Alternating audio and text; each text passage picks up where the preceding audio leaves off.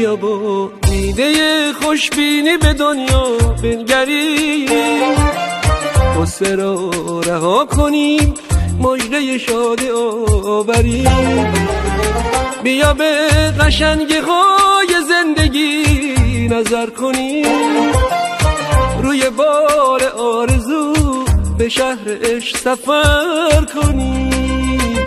بیا از هرچی غم فرار